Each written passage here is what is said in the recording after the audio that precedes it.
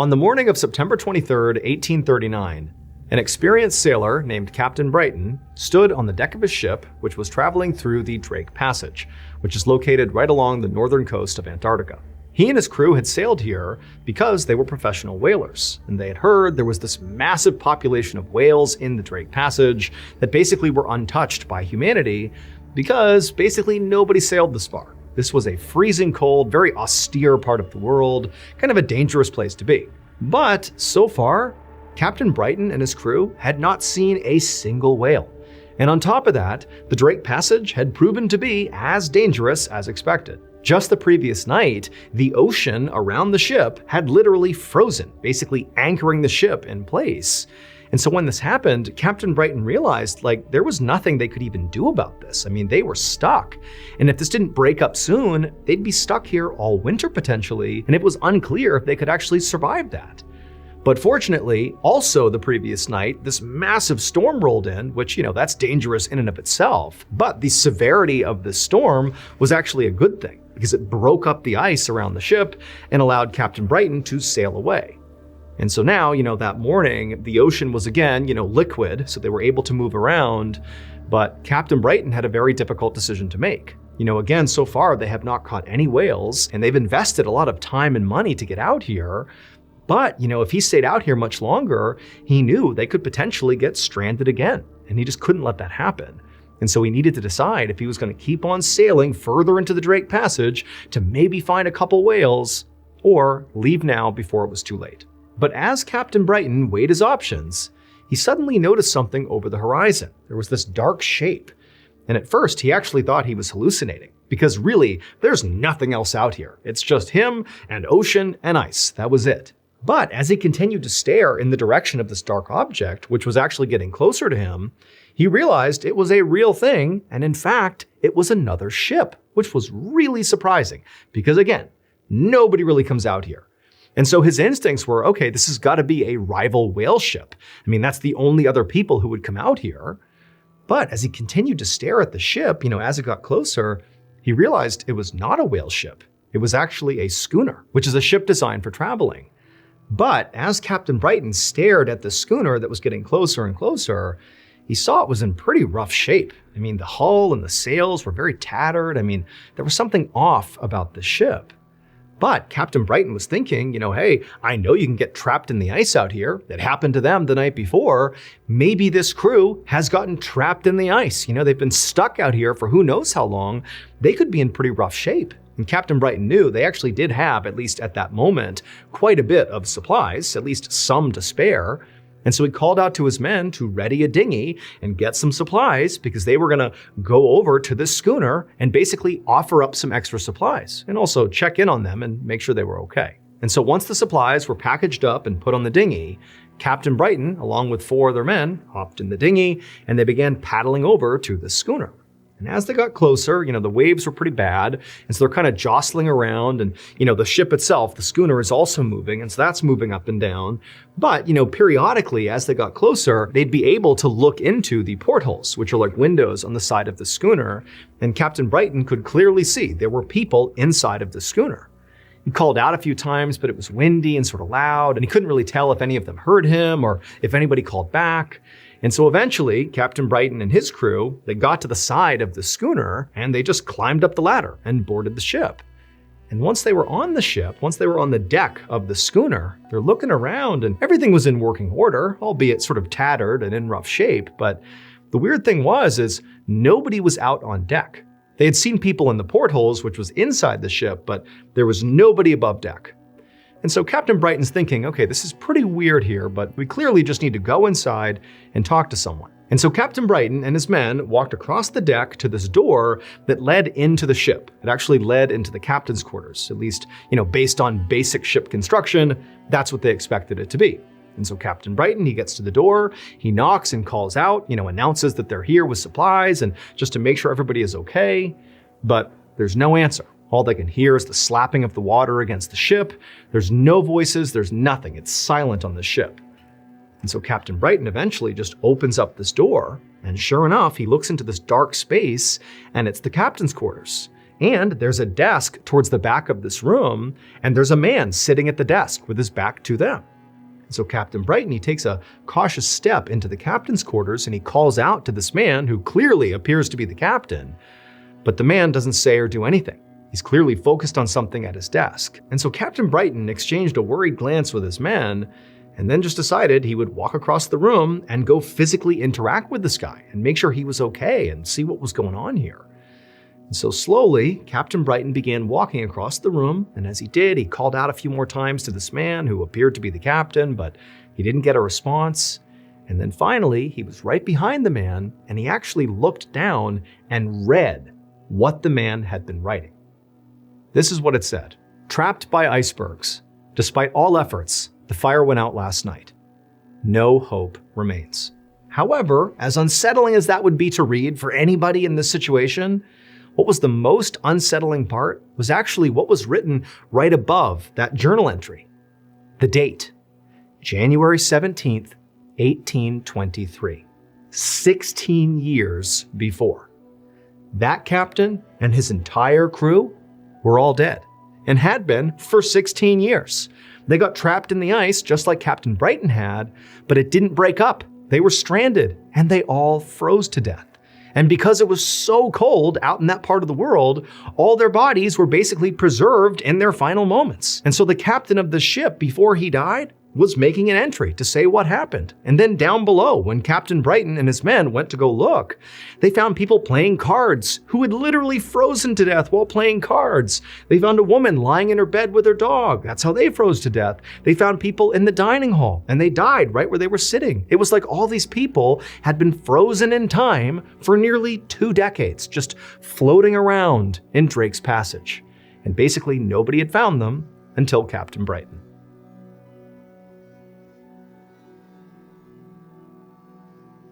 Thank you to BetterHelp for sponsoring today's video. In honor of Mental Health Awareness Month, I wanted to talk to you a little bit about the stigma around mental health support. For a lot of us, it sort of seems like the way society tells us how to deal with our problems is by ourselves and sort of quietly. That admitting to your issues and seeking the help you need sort of signals that you're weak or that you're not taking this opportunity to, build character. And that's totally false. However, it is undeniable, and studies have shown that most adults, at least in America, believe that these societal beliefs and sort of the stigma is the main thing keeping people from getting the mental health support that they need. In the past, I've talked about the fact that I began seeking out mental health support for myself back in 2017 when I left the military. And even though I really was objectively struggling, and I knew it, I knew I had issues, right? Despite that, I really struggled to reach out and get the help I needed because of this stigma. However, I did eventually decide that this was more important. I reached out, I got the help that I needed, and thank goodness I did, because honest to goodness, it saved my life. And so if you can relate to this and you have issues right now that maybe are sort of unresolved and you think maybe you could use some help, consider giving therapy a try. And a great therapy option that's highly accessible is BetterHelp. BetterHelp is entirely online, which makes it very accessible. It's easy to start. All you have to do is fill out a quick questionnaire online, and then in as little as a couple of days, you can be paired up with a licensed therapist. And then if at any point you don't align with your therapist, you can switch at no additional cost. Going to therapy is a sign of strength, not weakness. BetterHelp makes therapy simple with 10% off your first month to help you get started. Click the link in the description below or go to betterhelp.com/MrBallen and get 10% off your first month of therapy. Okay, back to today's stories.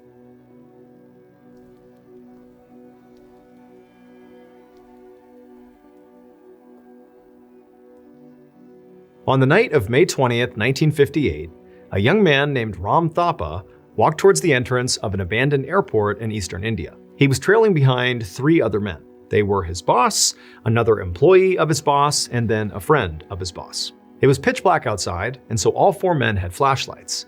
But Ram also had something else. He had a huge knife. So the reason they were there is Ram's boss was considering buying this airport.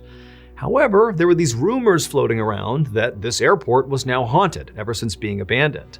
In fact, people said, the old hangars and rusted out buildings were infested with ghosts. Now, Ram totally believed that this place really was haunted. But Rom's boss wanted to go and check it out, before he actually considered really buying this place.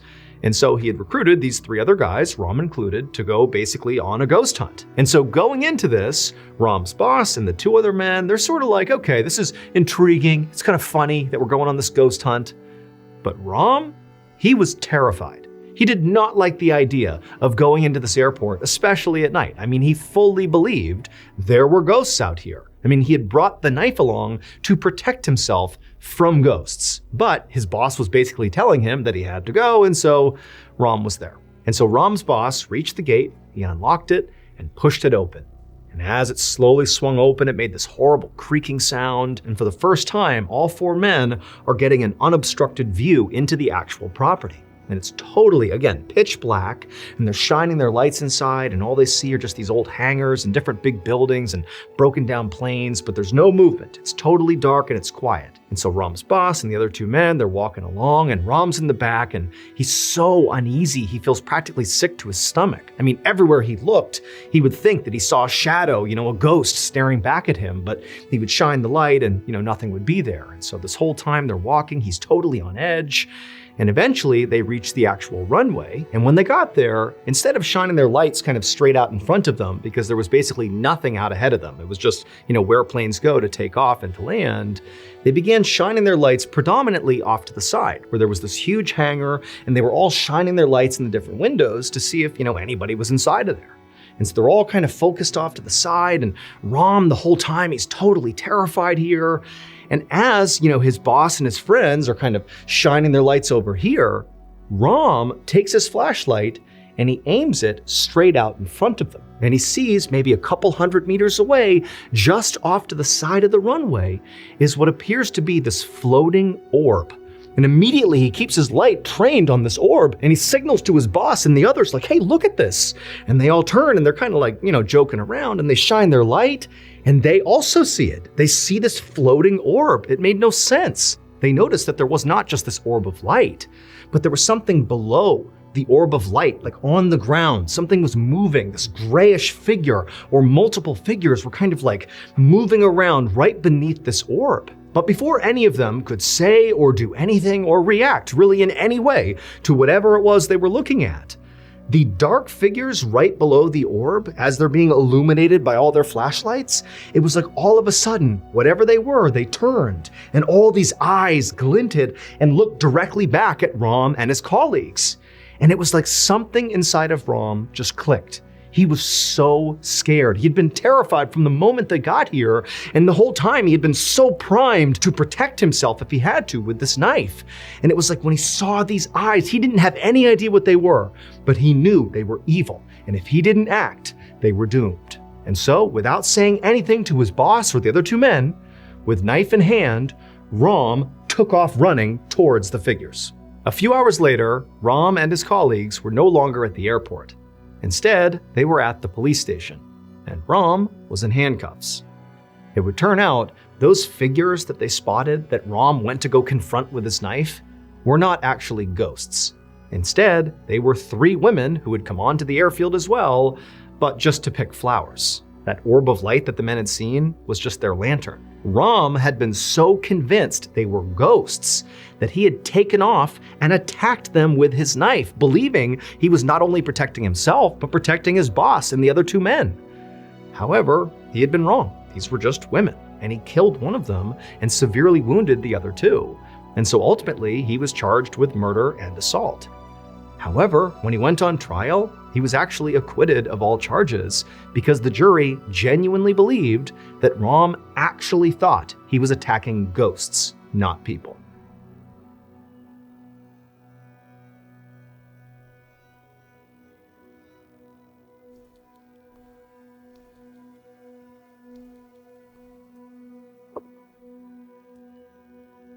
On April 9th, 2005, in Kaohsiung City, Taiwan, a young man was home alone inside of his apartment watching TV. And as he sat there watching TV, he heard a loud thumping sound coming from right above him. As soon as he heard it, he muted his TV and he listened for a second, and a minute later, he heard it again, a loud thump. And then he heard another one, and another one, and another one, and before long, all he heard was a succession of thumps and also what sounded like chanting coming from upstairs. However, as unusual as these types of sounds might be to the average person, to this young man, these actually weren't that weird. Because the family that lived right above him, the Wu family, were pretty eccentric. They were very religious people who often did these ceremonial dances and rituals at all hours, and a lot of times they involved stomping around and chanting really loudly. And as annoying as that could be, this young man never complained. He was very respectful of the Wu family, and he knew, these sounds he was hearing were connected to their religion, and he felt like that was none of his business. And so, like he did basically every other time he would hear these noises, he simply turned the volume up on his TV and tried to forget about them. But after a few minutes, it was like the noises coming from upstairs just kept getting louder and louder and louder until it was basically impossible to ignore. And then suddenly he heard a scream coming from upstairs that certainly did not feel attached to a ceremony. It sounded like somebody was in danger or in trouble or something. And so at that point, the young man turned the TV off and he stood up and he thought, I need to go up there and make sure things are okay. I mean, forget being annoyed. It sounds like, someone's in trouble or someone's hurt or something. But as he began making his way towards his door to go upstairs and check on the Wu family, all the noises just completely stopped and it was silent upstairs. And at that point, the young man just stopped where he was. And for a minute, he just listened, waiting to see if maybe the noises would pick back up again. But they didn't. And so the young man just turned around, walked back to his seat, and turned the TV back on. 2 days later, on April 11th, that same young man was back home all alone, watching TV yet again, when, once again, he heard a loud pounding sound. Except this time, it was not coming from upstairs, it was coming from his front door. Somebody was hammering on his front door trying to get his attention. And so the young man turned off the TV, he got up, and he went over to his door, he opened it up, and standing there on the landing was this middle-aged man named Wu Shan, who was the patriarch of the Wu family upstairs. And Wu Shan looked absolutely horrible. He was dressed all in black head to toe, but he was pale and skinny and very gaunt, and he was covered in what looked like filth, like food and ash, and he smelled unbelievably horrible. And the young man, he asked Wu Shan, hey, is everything okay? And remember, the young man's thinking about that crazy, loud ceremony they had just 2 days earlier, wondering, whatever happened with that? That was so loud. But Wu Shan just looked back at the young man with this kind of vacant expression, and he just said, call an ambulance. And then, without saying anything else, Wu Shan turned, ran down the steps, and disappeared out into the street. And so at this point, the young man is left just standing there having no idea what to think. I mean, Wu Shan did not look well and he's now run away. And again, this young man is thinking about that bizarre ritual he overheard a couple of days ago that just kind of stopped abruptly after screams were heard. Now he's being told to call an ambulance. And so he's thinking, I better go upstairs and make sure things are okay before I do anything else. And so the young man left his apartment, went upstairs to the Wu family's apartment, and the door was shut. But even standing outside the door, he began to smell that same absolutely horrible smell that he smelled on Wu Shan. And so he knocks on the Wu family's door, he's kind of covering his nose, but he doesn't get a response, nobody comes to the door. And so after looking around, he just tried the doorknob and he found it was unlocked. So, pretty apprehensively, but knowing he needed to see what was going on here, he opened up the door, and right away he's hit with another wave of just this disgusting smell. He can barely breathe, but nonetheless, he steps into the house and he calls out to anybody, anyone come over here and tell me what's going on. But nobody called back. And he kind of looked around the family's apartment and it was totally filthy. There was just this grime all over everything. And he made his way all the way into the living room, and there he stopped. Because in the middle of the living room on the floor, he saw something that he just simply couldn't believe. It would turn out the Wu family had performed a ritual 2 days earlier.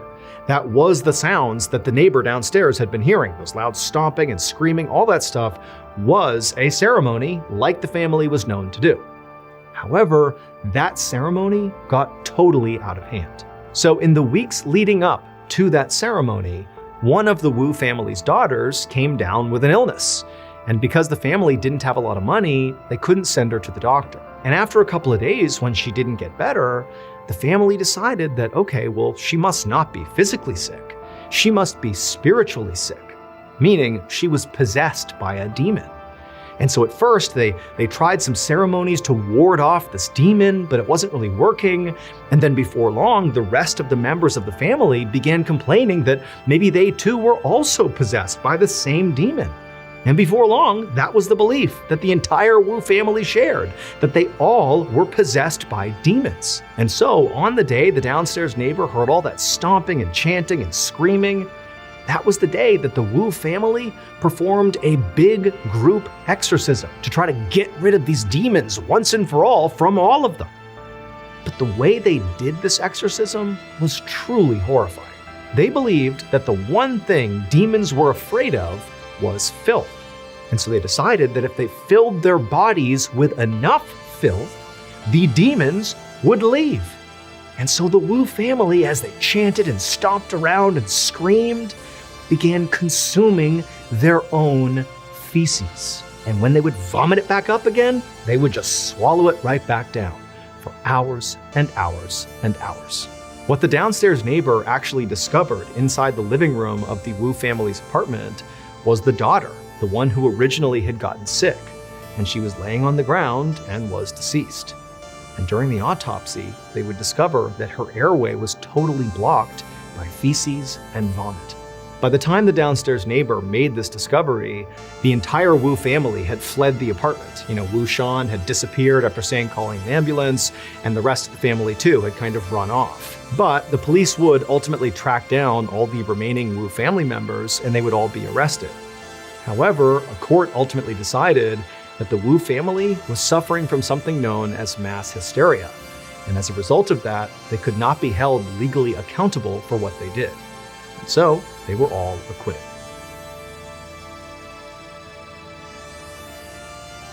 On a spring morning in 1870, a gold prospector named Frank Lemon rode his horse along the shore of the North Saskatchewan River, which is a river that runs through Alberta and Saskatchewan in Canada. Frank was at the back of a line of about a dozen men who had all been hired by a rich investor named Lafayette French.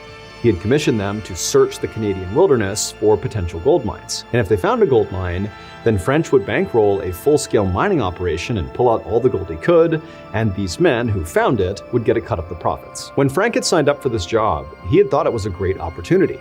In fact, he thought it was such a big opportunity that he had convinced his best friend, whose nickname was Blackjack, to come along as well. But now, after weeks of searching the wilderness for these mines and not finding any, all Frank really wanted to do now was just go home. And so as this group of men continued their ride along the shore, Frank sort of zoned out and just kind of stared off into the forest all around him. And then at some point, as he was doing this, as he was looking off to his right, he noticed amongst the thick trees, there was this little trail, this dirt trail that kind of wound off into the distance.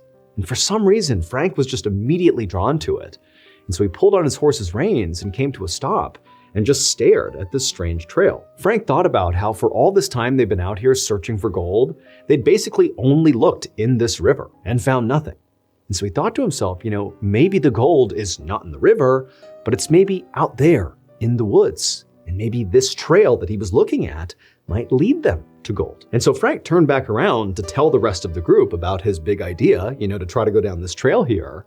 But when he looked, he saw all the men in the group, except for his best friend Blackjack, had continued on without him. They basically hadn't even stopped when Frank had stopped. However, Frank really didn't care that the group had left him because he was totally over this trip and frankly didn't want to be with this group anyways.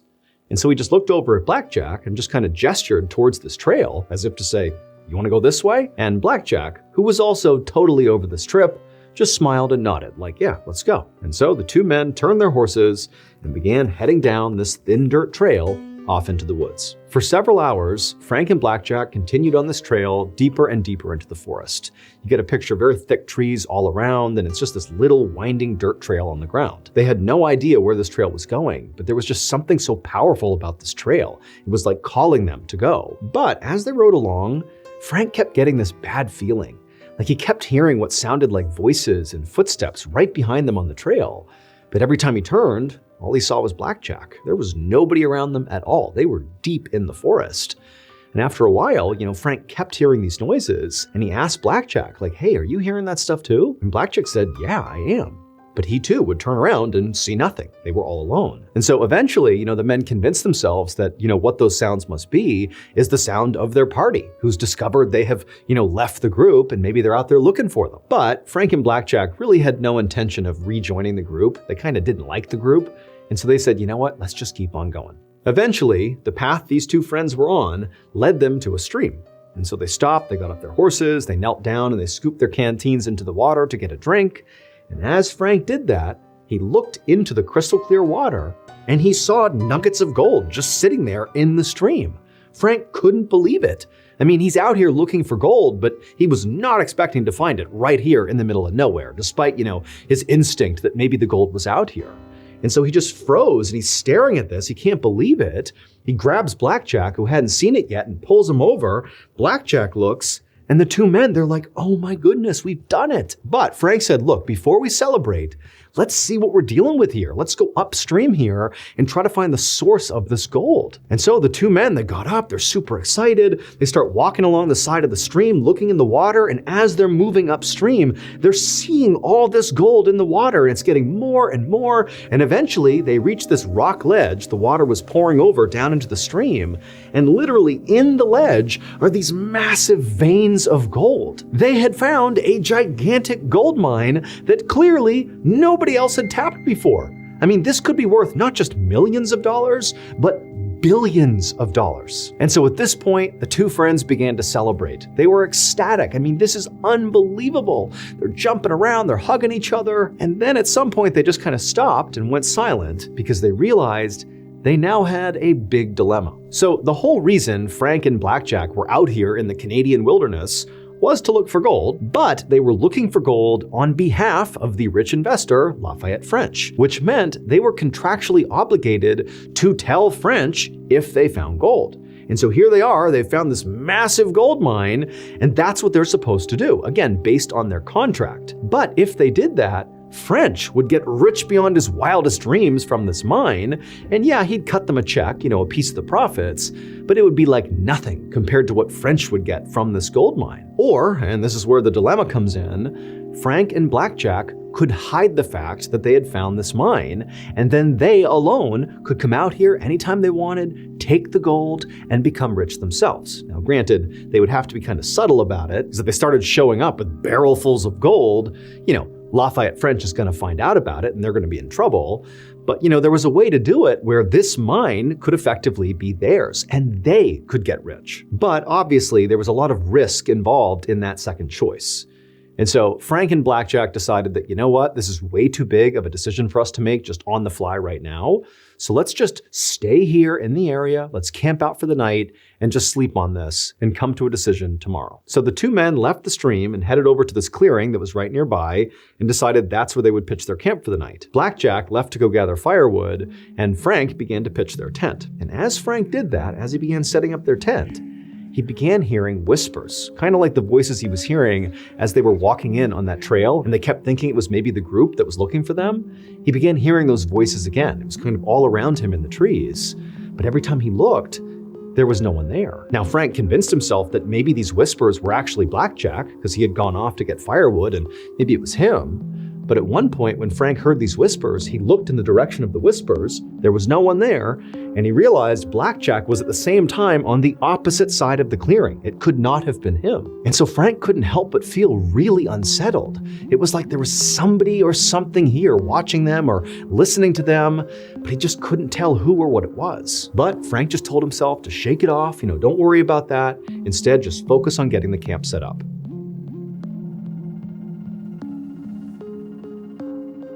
We recently launched our newest podcast at Ballen's Studios called Redacted, Declassified Mysteries with Luke Lamana. And so far, you guys are loving it. So much so that I am now happy to announce that we've created an official YouTube channel for the show Redacted. So now you can enjoy listening to and watching this show in a beautiful new animated format. And if you love binging things like I do, well, you're in luck, because we just dropped the first 3 episodes of this new animated series. And from here on out, every Tuesday, you'll get a brand new upload on this channel. To give you a sense of the stories and the artwork that you'll see on this brand new redacted YouTube channel, here's a look at a clip from episode 1. And keep in mind, what you'll see in this clip is reflective of how all the episodes will be on this channel. At 10:35 p.m. on January 3, 1961, a physicist named Ed Valario pulled up to a secret nuclear test site in the Idaho desert. Ed had received an emergency call about an explosion at the nuclear reactor known as SL-1. No one had been able to contact the 3 men who were working that night. Valario waved at his partner who was waiting for him in front of the reactor building. The 2 men grabbed their gas masks and rushed inside.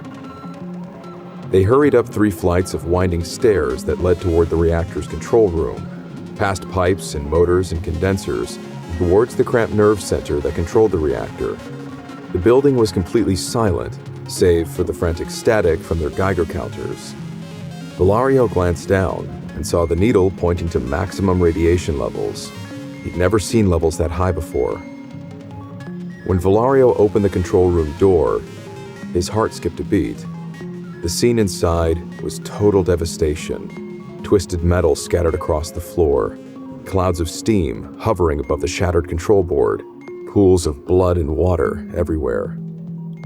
2 bodies lay on the floor, bodies so badly mutilated it was impossible to tell who they were. But where, he wondered, was the 3rd man? Then something above him caught his attention. Something on the ceiling, something that would haunt him for the rest of his life.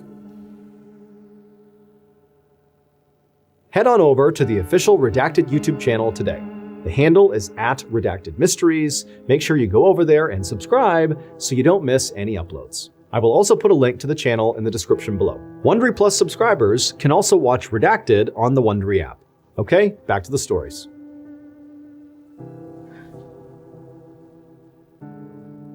A few hours later, Frank and Blackjack were sitting on a log in front of their campfire eating rations, talking about what they were going to do with the gold. At some point, Frank said what he was really thinking about this whole situation. He told Blackjack, "Look, I think we'd be so stupid to tell Lafayette French. Why should we take a small payday one time when we can basically have an endless supply of wealth for the rest of our lives?" But when Frank looked over at Blackjack to see what his reaction was to this pitch, he could see right away that Blackjack disagreed. Blackjack was kind of looking down and he kind of turned to Frank and was like, "Look, it's morally wrong to lie here. I would rather be poor and honest than rich and morally bankrupt." And so what had started as a civil discussion from this point on really escalated and just became a full-blown yelling fight, with both men absolutely refusing to budge on their stance about what to do with this gold. And eventually, when the 2 men were standing up and just screaming in each other's faces, Blackjack finally just threw his hands up and said, "You know what? Enough." And he turned around and stormed over to the tent and disappeared inside. For a minute, Frank just stood there stewing by the fire, just completely furious that Blackjack didn't see it the way he saw it. But eventually, Frank kind of calmed down and thought, "You know what? I need to go to bed too. Obviously, we are not near a decision. We need to sleep on this." And so, even though Frank was still upset, he walked over to the tent too, didn't say a word to Blackjack. He just climbed inside, got into his sleeping bag, and tried to go to sleep. But after laying there for a while, when Frank had not fallen asleep, and his friend Blackjack had, he was snoring and passed out, Frank just could not help feeling enraged again at his friend. Like, how can you not see this opportunity here? Why in the world would you tell Lafayette French? That's so stupid. And so Frank just laid there restlessly, tossing and turning, listening to the sound of Blackjack snoring and getting so mad at him. And as he did, Frank went from, I need to convince Blackjack in the morning that we need to keep the gold for ourselves, to, I need to stop Blackjack from telling anyone. He is an obstacle. He's not a friend. He's a problem. And as he thought about this, these dark thought loops were going through his head. Frank just became consumed with rage. It was like he couldn't control what he was doing. And in that moment, Frank found himself getting up, walking out of the tent, and grabbing an axe. And before he could even think about it, he had walked back into the tent, raised the axe, and driven it into Blackjack's skull, killing him instantly. A few minutes later, Frank was outside sitting by the campfire looking at his bloody hands, wondering what just happened. How could he have just done what he did? That was his best friend. What had come over him? It was like Frank was a different person. He couldn't understand. But as Frank was sitting there grappling with what he had just done, a twig suddenly snapped over in the direction of the tent. And instantly Frank looked over, like, who's over there? What's going on? And as he looked in the direction of the tent, he began to hear this low, guttural moaning. It almost sounded like a dying animal. And he thought for a second, like, wait a minute, is Blackjack not actually dead? Is that him making that noise? But at the same time, Frank's thinking, that's not possible. I practically split Blackjack's head in half with that axe. He can't be making that sound. But before Frank could even begin to process what he was hearing, this sound, this moaning sound, got louder and it got closer to Frank, like it was moving in his direction, but there's nobody here. And so Frank is horrified, and then right as the sound is practically on top of him, he began hearing those whispers, those voices he had been hearing in the woods on the way out here. Except this time the voices were clear.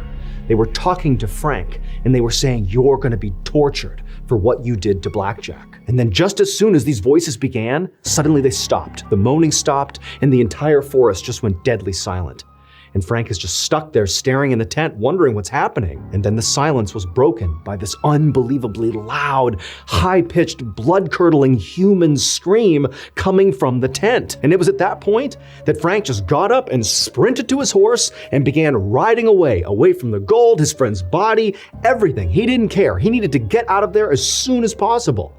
But the second he began blindly galloping through the forest away from this area, he began hearing whispers and heavy footsteps right behind him as if they were following him out of the forest. But Frank was so scared, he didn't even dare turn around to look. He just rode as fast as he possibly could. Hours later, Frank suddenly emerged from the dark forest, and just by absolute happenstance, he arrived right in the town that he and the other gold prospectors had passed through on their way out into the woods. And the moment Frank left the tree line and actually entered into this town, the whispering and the footsteps, which had basically chased him all the way to this point, they stopped.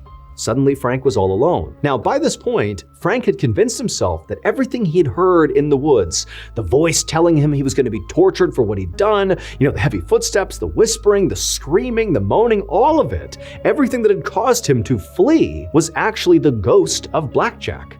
That after he had killed his friend's spirit had immediately risen and sought revenge on Frank. That's what was happening. And this horrified Frank so much that he didn't care at all about the gold anymore.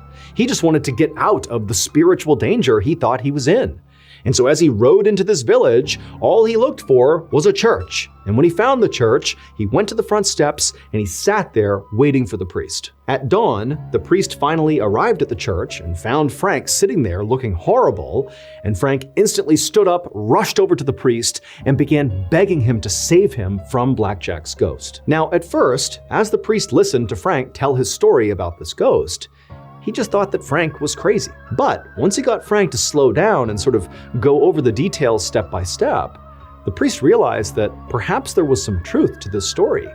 It sounded like it was probably true that Frank really did find a gold mine with his friend named Blackjack, and at some point, the discovery of this gold mine prompted Frank to murder Blackjack. But despite the fact that this man, Frank, had just openly confessed to a murder, the priest could only focus on the gold that apparently Frank had found out in the forest. It was like this intense feeling had come over the priest, this darkness that just made him suddenly so greedy.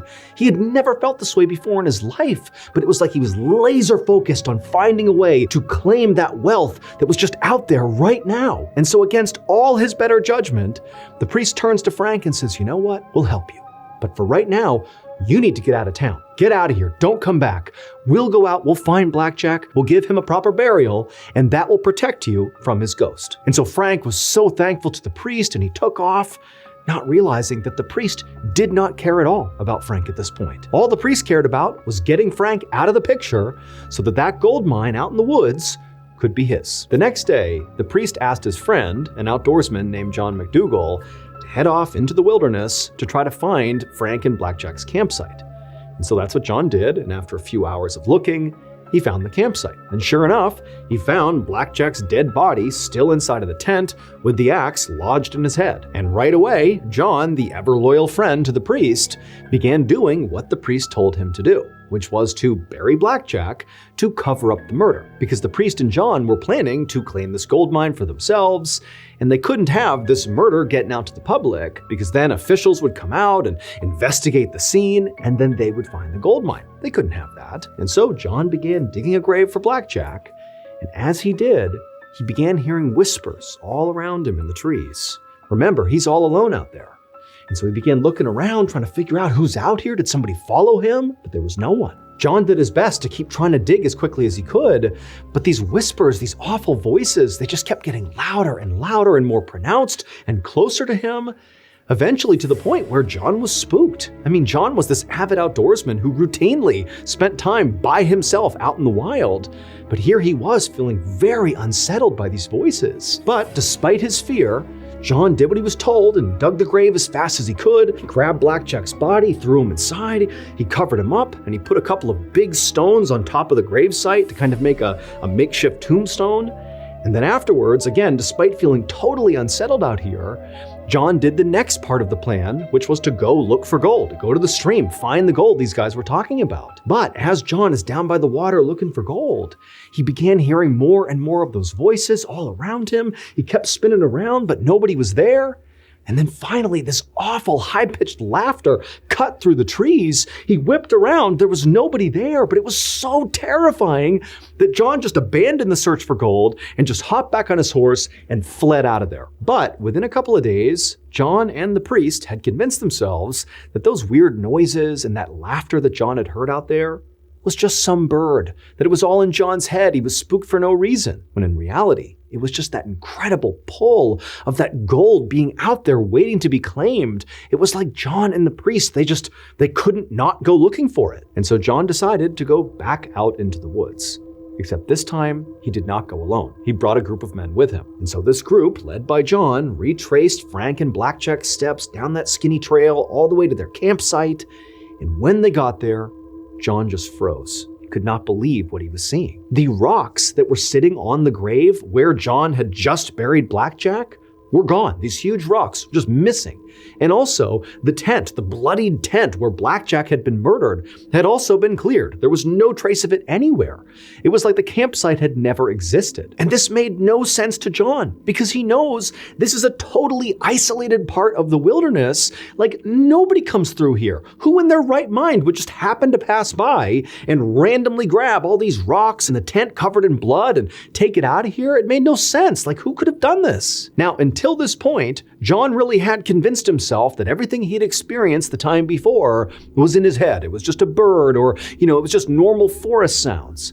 And he also, like the priest, had convinced himself that Frank's original story about Blackjack's ghost chasing him out of the forest was just the ramblings of a crazy, guilty man. A murderer's guilty conscience had created that story. But now, as John was surveying the scene in front of him, he couldn't help but think, maybe this place is haunted. And so once again, John just turned and fled. He and the men, they got out of there as fast as they could. And when John got back to town, instead of going to the priest, he just went right to the bar and just started drinking. And he kept on drinking until he died of alcohol poisoning just a couple of days later. And John's death started a chain of unexplained catastrophes, all connected to this gold. First, the priest, after discovering what happened to John, didn't really spend any time grieving the loss of his friend. Instead, the priest just saddled up and headed out into the woods to find the gold himself. However, he found the trail that led out to the campsite and to the gold had been destroyed in a forest fire. Then, Lafayette French, the rich investor who had bankrolled the original expedition, he heard about the mine and decided he would go find it. However, the guide that he hired to take him there literally died on the way into the forest. By this point, French had heard all the stories about how, Blackjack's ghost was out in this forest haunting the area, preventing people from finding the gold. But French ignored all those stories. Just like with Frank and the priest and John, it was like that gold had an unbreakable hold on him.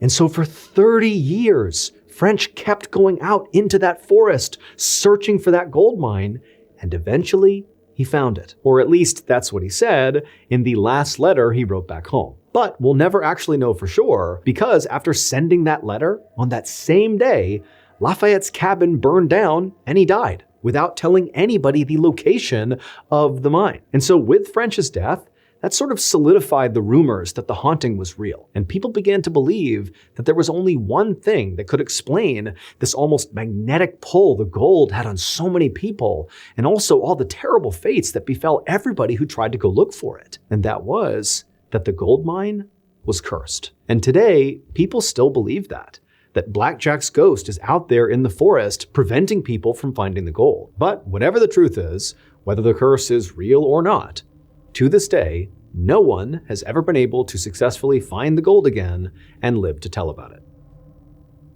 On the evening of December 29, 1986, a California Highway Patrol officer named Craig Pyre drove his cruiser down Interstate 15 in San Diego, California. With him was an NBC News reporter in the back seat, and there was a cameraman in the passenger seat. They were filming a segment about highway travel safety that was set to air on the evening news later that night. Officer Pyre was following his typical patrol route, but after a few minutes, they passed by a sign that said Mercy Road. It was an exit.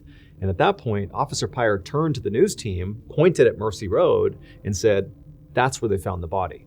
So a little more than 36 hours earlier, at around 4 a.m. the previous morning, a 20-year-old college student named Kara Knott had been found strangled to death in a creek right near the Mercy Road exit. Kara had been on her way home from her boyfriend's house when, for whatever reason, maybe car troubles or maybe she was trying to help someone, but she wound up in that cul-de-sac, and then while she was there, she clearly encountered someone dangerous who took her life. And so this was actually why the California Highway Patrol and NBC News were collaborating on this news segment, because Kara's killer was still not caught.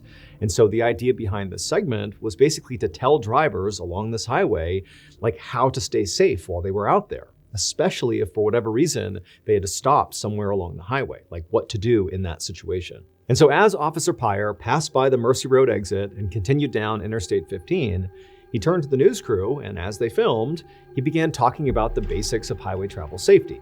Specifically, he said, look, one of the most hazardous things that can happen to you beyond an accident on the highway is if you have some sort of car trouble that forces you to stop on the highway.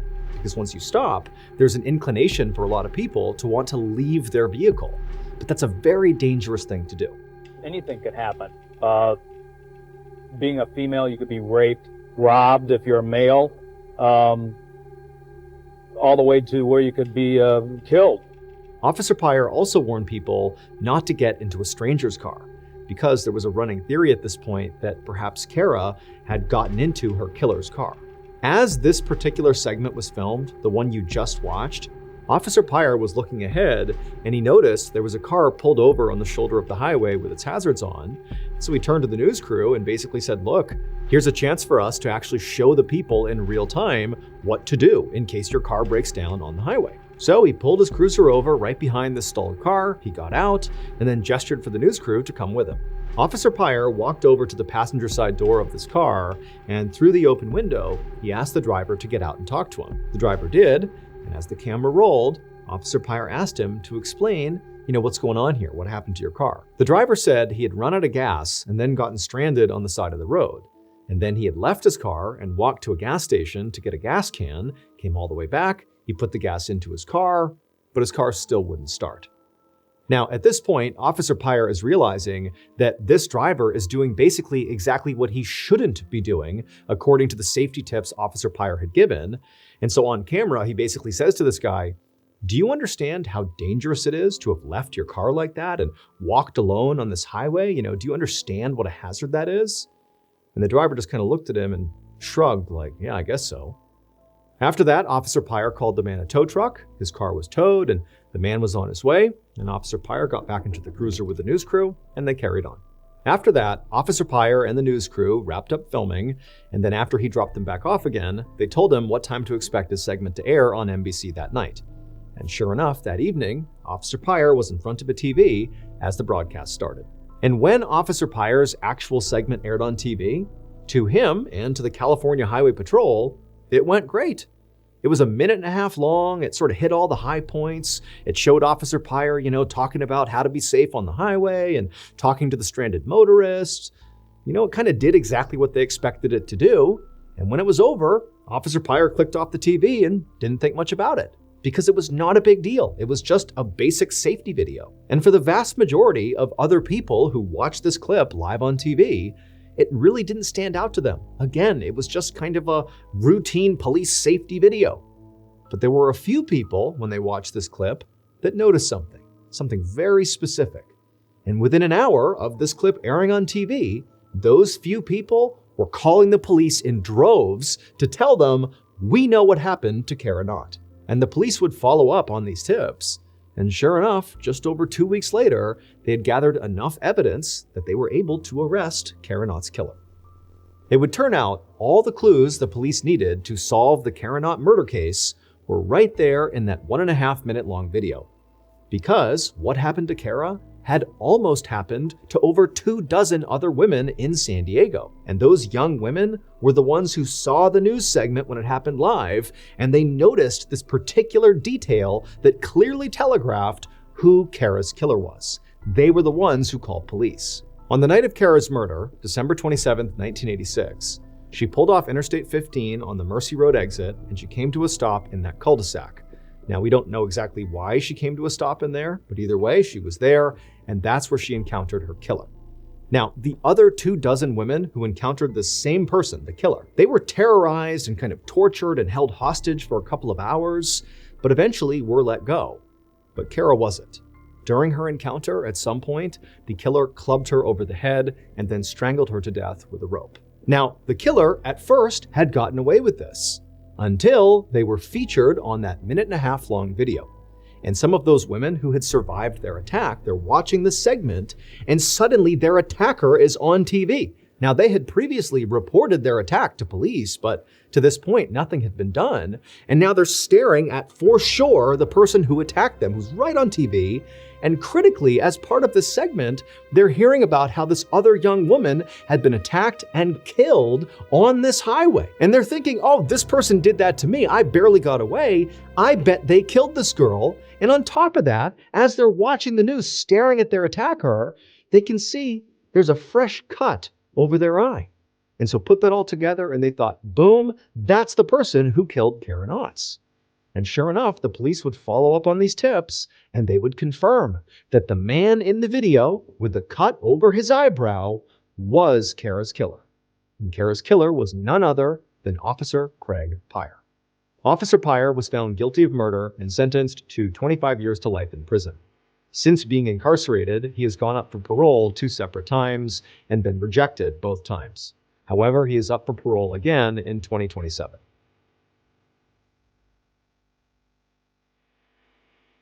Thank you to BetterHelp for sponsoring today's video. This time of year, right after the holidays and the new year, can be pretty difficult. I mean, you just had all your family time and vacation time and downtime, and now you got to transition back to sort of like real adult life. And that can be hard. It's not out of the ordinary during this time of transition to feel kind of sad and lonely and even depressed. A therapist can really help you deal with that. Not only the immediate problem, which is the actual sadness and depression from the transitional period, but also they can help work with you to develop strategies for how to combat future issues, future transitional problems, whatever they are. And a great therapy option is BetterHelp. They are fully online and they're making therapy more comfortable, more convenient, and frankly, just easier. All you have to do is fill out a questionnaire online, and then afterwards, you'll be matched with a therapist from their diverse network of over 30,000 plus licensed therapists in as few as just a couple of days. And you can easily switch your therapist at any time at no additional cost if it's not the right fit. BetterHelp makes sure their therapists are well qualified and their support team is always there to help you in case you have questions. The new year is a blank space for you to write a new, happy story, and BetterHelp makes it easy to get started. Start fresh any day of the year with BetterHelp. Click the link in the description or go to betterhelp.com/MrBallen to get 10% off your first month of therapy.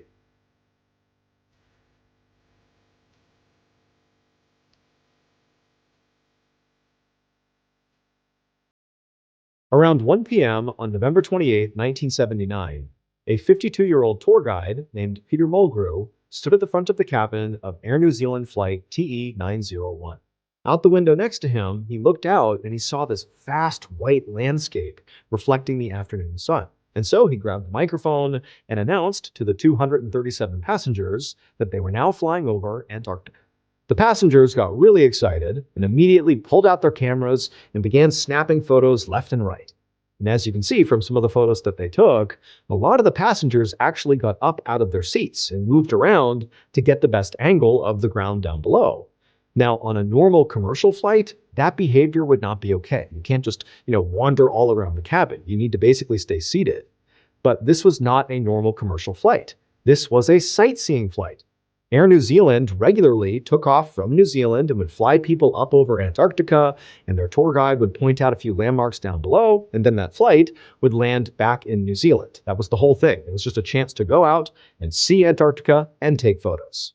Peter had been a tour guide for this flight many times before, and so he knew what to expect. He not only knew kind of how passengers react, but he also knew exactly when to look out which side of the plane to get the best view.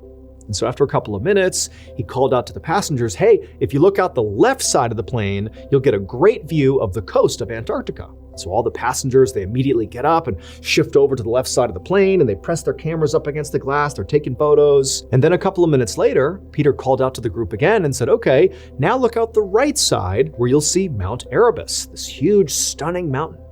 Now, Peter was accustomed to people gasping when they saw this mountain because it was so beautiful, so enormous.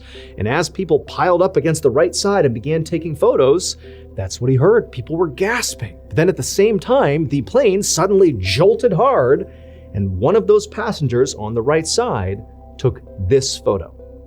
As you can see, there are black marks on the window, and these black marks are believed to be either engine oil or soot from Mount Erebus. Because Mount Erebus was not just some mountain. Mount Erebus was an active volcano, and the flight path of TE901 was supposed to have them going safely around Mount Erebus to get a nice full view of the volcano. But mistakes were made, and before the pilots could correct them, the plane flew directly into the volcano. And so this photo you're looking at almost certainly was taken literally at the moment of impact. A crash that resulted in 237 lives lost. The crash of flight TE901 was the worst aviation disaster in New Zealand history, and as a result, Air New Zealand no longer offers those sightseeing flights.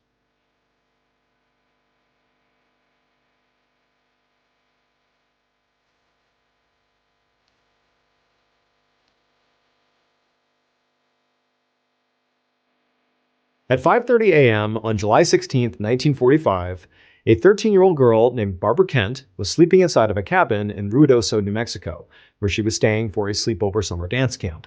And as she slept, suddenly there was this loud booming sound that literally shook her awake and actually caused her to fall out of her bed onto the floor. Barbara sat up feeling totally confused, and she looked around the cabin and she saw the 9 other girls that were also here for the sleepover camp. They too were wide awake, and some of them also had fallen onto the floor. And so the girls, they're all freaking out. They're looking at each other like, what's going on here? What was that? And as this kind of pandemonium is ensuing, their lead dance instructor came running into the cabin and told the girls that she thought one of the cabin's heaters had exploded and that potentially there could be a fire somewhere on the camp. And so all the girls, they're already totally panicked. Now they're getting really scared. And the instructor's just like, all right, girls, go outside, stand by the river. I'm gonna go find wherever this explosion happened and make sure everything is okay. And so the girls, they were led outside, totally a mess, and they went and stood by this river near the cabin and waited for their instructor to go look around. And so Barbara and the 9 other girls, they're totally terrified, and they're standing by this riverbank, and they're kind of looking around the property, seeing if they can see smoke or fire, but they can't. And as they're standing there waiting for their instructor to come back, Barbara felt something hit the tip of her nose, and it was cold and soft. And she looked up and she realized it was snowing. But it's July in New Mexico. It should not be snowing. But sure enough, snow was coming down from the sky. And as the snow came down on Barbara, she looked at the other girls, and they too were looking up and putting their hands up and letting the snow hit them in the face. They couldn't believe it. I mean, this was like a totally rare weather event. And so a minute later, their dance instructor came back and told the girls that, she looked all over the camp and there did not appear to be a fire or an explosion of any kind, that everything seemed fine. They didn't know what that loud sound was, but, by all accounts, it seemed safe here. And so the girls were very relieved to hear this, but already their attention had completely shifted to the snow. I mean, again, it's July in New Mexico. There shouldn't be snow. And so the girls, they turned to their instructor and they're like, okay, well, now that it's safe, Would it be okay if we put on our bathing suits and just went swimming in the river while it snowed on us? I mean, this is incredible. And the instructor, who to this point had really been focused on finding the fire and the hazard or whatever, now that she knew things were safe, she kind of took in the scene and also suddenly appreciated how unbelievable it was that there was snow coming down. And so she told the girls, yeah, get your bathing suits, go swimming, enjoy this. This is totally like a once in a lifetime moment here. And so very excitedly, Barbara and the other girls ran back into the cabin, they changed into their swimwear, and then a moment later, they were out frolicking in the river as the snow fell on top of them. And for hours, they just played in the river and enjoyed the snow. And the snow was kind of building up on the riverbanks. And so some of the girls went over and scooped it up and rubbed it on their faces and, made snowballs. And they just had a great time. And at one point, the dance instructor came by and actually took a picture of Barbara, who was right in the middle of the river enjoying this bizarre scene.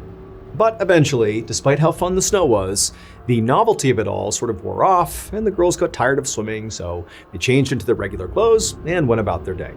And over the course of the next few days, summer camp went as normal. The girls had a great time, and when summer camp ended, all the girls went home. Now, the girls never got an explanation for why it had snowed.